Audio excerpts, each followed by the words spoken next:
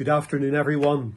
Early on this morning, I was doing my Bible readings, and I was in that familiar Psalm, Psalm 19, and it's a wonderful psalm that shows to us how God has revealed himself.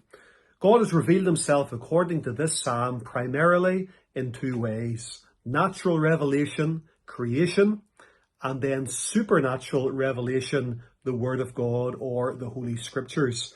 I'm just going to read the first part of the psalm that speaks of God's revelation in the world and the universe around us. Psalm 19 is a psalm of David, and it says in verse number 1, the heavens declare, and the word declare, it means preach or expound.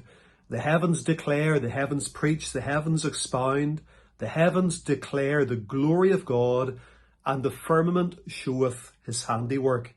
Day unto day uttereth speech, night unto night showeth knowledge. God's revelation is continual. There is no speech nor language where their voice is not heard. Their line is gone out through the whole earth, and their words to the end of the world. In them he hath set a tabernacle for the sun. So in verse number 2, we see that God's revelation in creation is continual. And we also see in verses 3 and 4 that God's revelation in creation is universal. We see the handiwork of God all around us and especially above us whenever we look to the heavens. Verse number 5 says, which is as a bridegroom coming out of his chamber, and rejoiceth as a strong man to run a race. His going forth is from the end of the heaven, and the circuit unto the ends of it, and there is nothing hid from the heat thereof. And quite often, whenever I'm doing my Bible readings, I'm going through this commentary at the minute by William MacDonald. It's the Believer's Bible Commentary. And as I was reading this morning, I thought I would just bring the thoughts that Mr. MacDonald, William MacDonald, brings in his commentary on the opening verses of Psalm 19, speaking of creation. The heavens declare the glory of God, and the firmament showeth his handiwork. Mr. MacDonald says, and what a story they tell. Think first of all what they tell us about the immensity of the universe. If we travelled at the speed of light, 186,000 miles a second, or roughly 6 trillion miles a year, it would take us 10 billion years to reach the farthest point we can see with a telescope. But this would still be far from the uttermost limits of space. Now astronomers think that space may have no bounds at all. Our Earth is nothing but a tiny speck in a limitless expanse. Think too of the number of stars in the heavenly bodies. With the naked eye, we can see about 5,000 stars. With a small telescope, we can see about 2 million. But with the Palomar telescope, we can see billions of galaxies, to say nothing of individual stars. Then think about the distances of the heavenly bodies from the earth and from each other.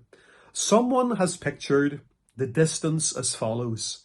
If it cost a penny to ride 1,000 miles, a trip to the moon would cost $2.38. A trip to the sun would cost $930, but a trip to the nearest star would cost $260 million.